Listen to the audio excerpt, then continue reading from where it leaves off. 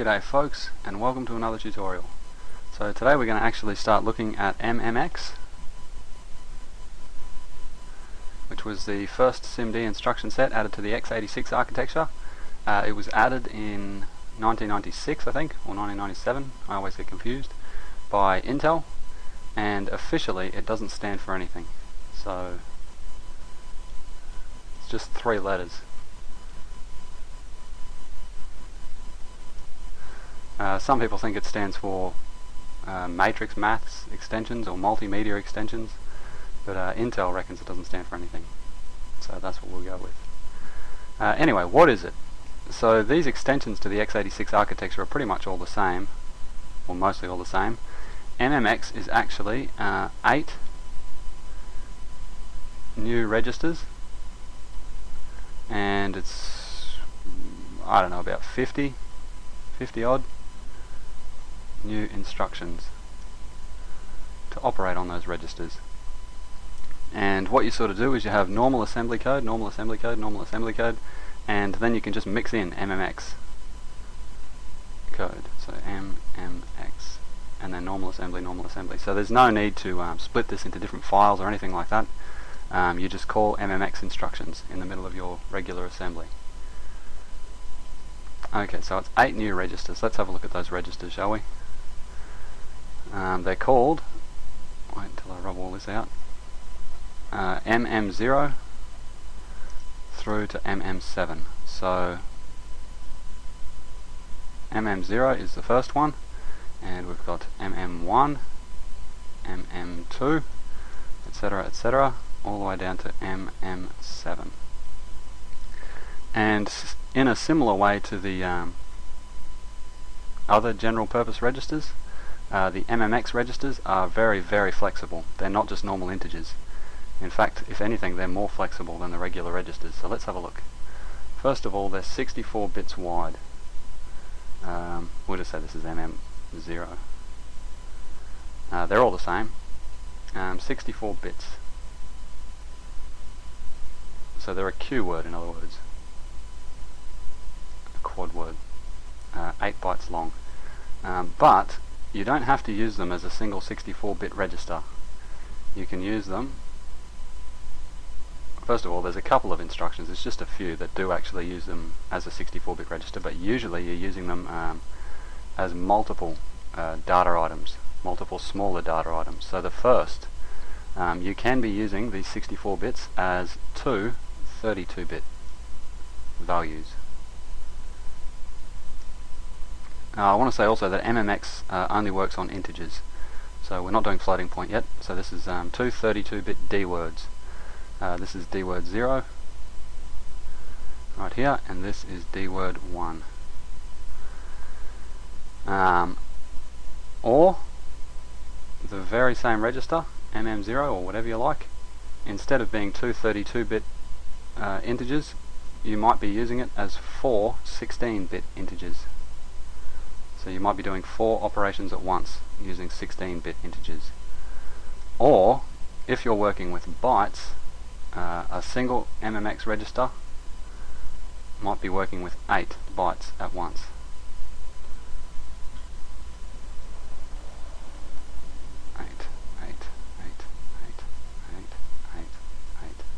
Okay, so 8-bit bytes. So that's pretty much the idea behind SIMD, really. You've got these big registers and you split them up. So you say, instead of doing one 64-bit operation, you say I'm going to be doing two 32-bit operations at once, or you say I'm going to be doing 4 16-bit operations at once, or maybe you're using them as 8 bytes at once. And the way that you specify what a particular register has in it, so say you want to use MM0 and MM1 as bytes, it's in the instruction itself. So we'll just use this as an example. P add B MM0 MM1. This instruction just here is going to add the 8 bytes in MM1 to the 8 bytes in MM0 and store those 8 results in MM0. Okay, so it's the instruction itself. This first P just here means packed, and this is packed data pretty much. Lots of little datas packed into the one register, and obviously add just means add, and the B just here means bytes. Alrighty, so that's how you specify what a particular register is holding. And then straight after this instruction, you're free, if you like, to call something like P add W, MM0, MM1. So it's not set anywhere. You can use the values in MM0 as bytes, and the very next instruction, if you feel like it, if it's going to get you out of a fix, you could just change it to words, whatever you like. It's all up to you. So they're very, very flexible. Okay, so this is over here, we should just mention this is byte number 0 all the way through to byte number 7. This is word 0 all the way through to word number 3. Anyway, that's the Mmx registers, but I want to say that there's a little catch, and it's that when Intel first introduced this new architecture, this Mmx instruction set, they didn't want to add new registers to the existing x86 CPU, so they did something else. On all of the CPUs back then, and indeed now as well, one of the execution units, or one of the units inside the CPU itself, is what's called the x87 FPU, the floating point unit. This was traditionally used to do floating point operations, but usually nowadays we use SSE for that. But we've still got these in our CPUs, and they can do things that the SSE instruction sets can't do, so it's good that we've still got them. But the floating point unit has its own registers. It has ST0, ST1, ... all the way down to ST7. But the important thing to realize, or the important thing to know, is that the x87 FPU is actually the unit that does MMX instructions. And it's got two states. It's got regular FPU state, the floating point unit state, and it's also got the multimedia state. Okay, so MM0 is actually ST0. MM1 is actually ST1. They're aliased to the x87's FPU registers. Yeah, they're one and the same. So to get into multimedia state, to get into MMX mode for the FPU, all you've got to do is call an MMX instruction. So like we just had before, if we had P add B, MM0, MM1, the FPU would immediately jump into multimedia state, and you can't use these anymore, or the regular floating point unit instructions. Instead you're using MMX instructions. Now that's pretty automatic. You just call an MMX instruction and you jump into MMX mode, but to get back again, to tell the floating point unit that he's allowed to do floating point stuff again and that you've finished your multimedia instructions, you use a special instruction, EMMS. This takes no parameters at all, and it's short for exit multimedia state. Okay, so after you've finished doing MMX, you've got to return the FPU back to his regular state. So you'll see this instruction pretty much just before RET at the bottom of all procedures that use MMX. And that's what it means. It's just restoring the floating point unit back to its regular state so that he can use ST0, ST1 through ST7, and he can use his regular floating point unit instruction set. Okay, that's good.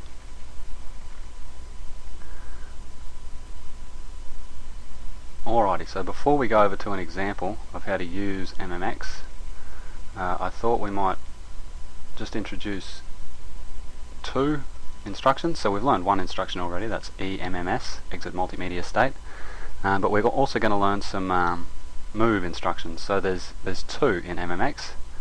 There's MOVD and MOVQ. Okay, MOVD is move a double word, and we should rub out MOVQ for the time being. MOVD takes mmx /reg32 / mem32 as one of its operands, and the other operand is mmx, the same pretty much, reg32 / mem32. Okay, so this just moves a double word. What we've got is, say we've got MM0 here. MM0 equals that, so nothing at the moment.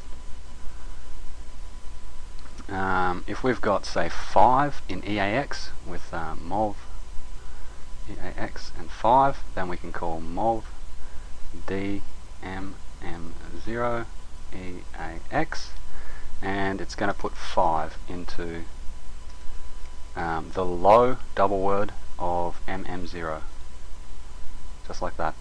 Or this could be a memory operand, it doesn't really matter. Something important is that one of these operands must be an Mmx register. You can't use MOVD to move between two general purpose registers or two memory locations. One of them's got to be an Mmx register, and the other weird thing is that both of them can't be Mmx registers. So one has to be an Mmx register and the other has to be either a register, a general purpose register, or a 32-bit memory location.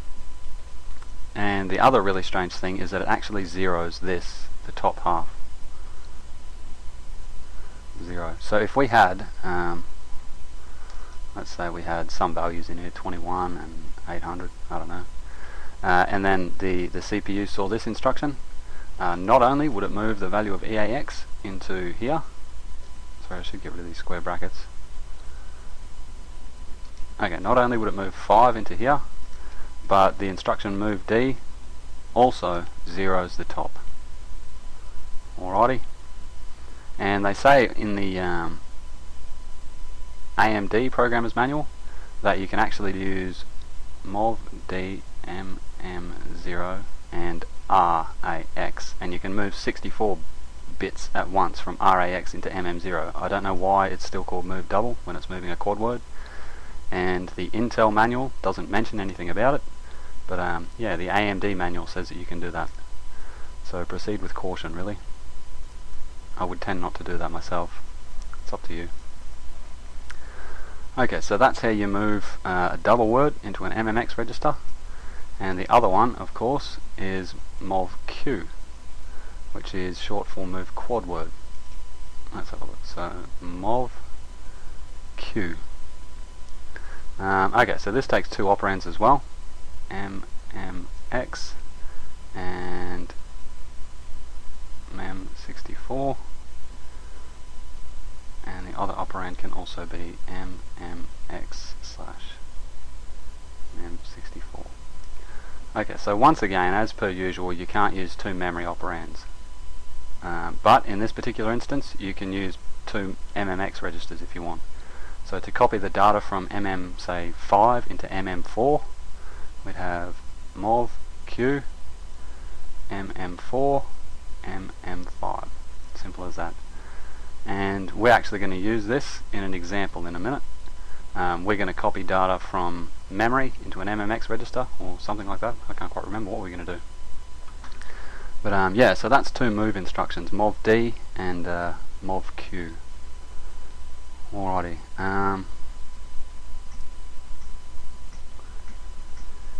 Okay, let's just move over to the example, shall we? Okay, so I've set up a little C++ project. I'm not going to go through the setting up of this project, but if you want to see how I've done this, then previous tutorials we go over it. And pretty much all this does is two things. It checks MMX capability first of all, and if it's not MMX capable, then we print out a little remark. And the next thing that I do here is set up two character arrays, both with 18 characters. I print them out, and then I copy one to the other. I copy the bytes from B into A using Mmx Copy, which is a function that takes two operands. It takes two byte arrays. Sorry, it takes three operands. It takes two byte arrays and the count. And finally I print those out again, just to make sure that it's worked. Alrighty, so if we go over to assembly, we can see how all of this stuff comes together. First of all, this first function up here is check MMX capability, and this is pretty much what we went through last shoot. Yeah, I just make sure that first of all we can call CPU ID, that's this, and after that we check the MMX flag, the feature flag, and we return true or false based on whether or not the CPU can actually call MMX. So that's pretty easy really. Probably don't need a breakpoint there. Okay, but down here is where we start to use MMX. So this is Mmx Copy Routine. It takes 3 parameters like we went through, RCX, RDX and the byte count. And I've tried to just comment this. Yeah, so I hope it all makes sense. But pretty much what we do, the first thing that we do is check that there's at least 1 byte to copy. And I use R9 here as an offset pointer. We save a copy of the original byte count because we're just about to divide the byte count by 8 since we're using MMX and copying 8 bytes at once. And the next thing that we do is make sure that there's at least 8 bytes to copy, and if there's not 8 bytes at least, then we don't need to use MMX, the array is too small. Okay, so if we do happen to have 8 bytes or more, we come down to this loop just here, MMX loop, and right here is where we do most of the work. So these 2 instructions just here, MOVQ, that's the MMX instructions that we went through before, and I've just decided to use MM0 as my register that I'm using. So all I'm really doing here is copying 8 bytes at once from RDX, the source, into MM0, and then copying those same 8 bytes into the destination, RCX. Alrighty, so that should be pretty self-explanatory really. Okay, so this is where it jumps down to if MMX has nothing left to do. And it also gets here once it's finished doing this loop here. So once it's run through an even multiple of 8 bytes, it'll fall through to here. And yeah, there's just a few things that we've got to check. So we've just got to check if the number of bytes they actually passed us happens to be divisible by 8. If it is divisible by 8, then MMX will have copied all of the bytes. If it's not divisible by 8, then we still got a few more to do. So I've called the residual, should be residual. Save that. Okay, I've called the couple of bytes that we might have left to do, I've called that the residual bytes, and I copy those one at a time, so that's right there. Okay, and if we come down to finished, it'll fall through to here once it's done all of the bytes, or indeed if there was no bytes to do in the first place. And we see here that the only thing left to do is call exit multimedia state. Okay, so that resets the x87 FPU back to normal. Okay, if we go up the top and we set a breakpoint here at Mmx copy, and I hit Control F5.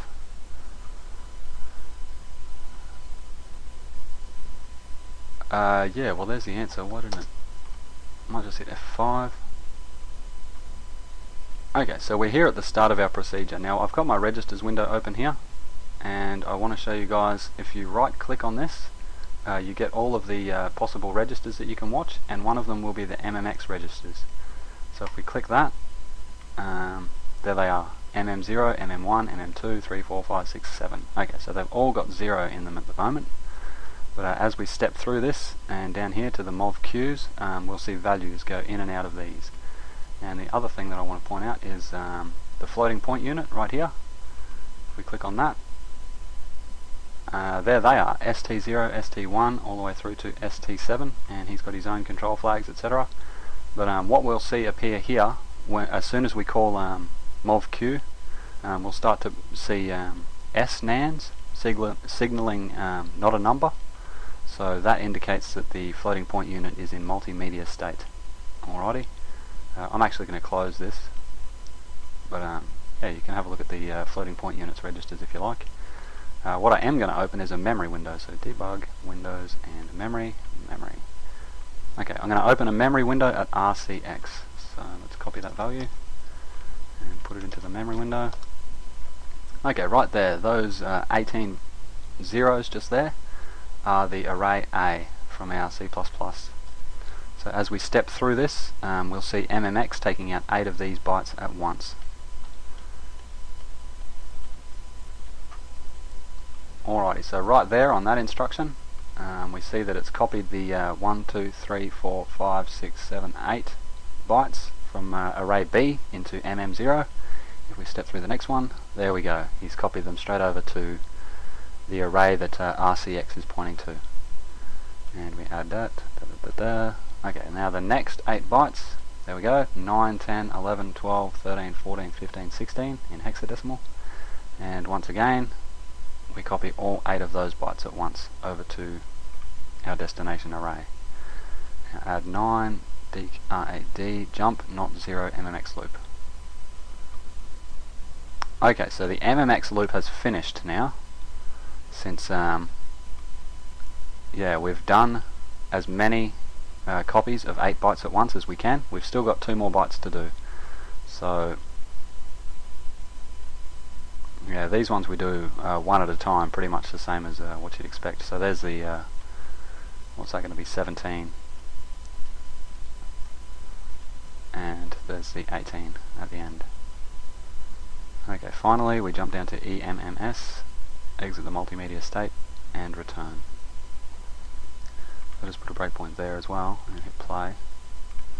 Alright, so I just printed out those values as well, just to make sure that it was actually doing what I told it. And there's the original values of the array A, and there's the values after MMX has copied them from array B.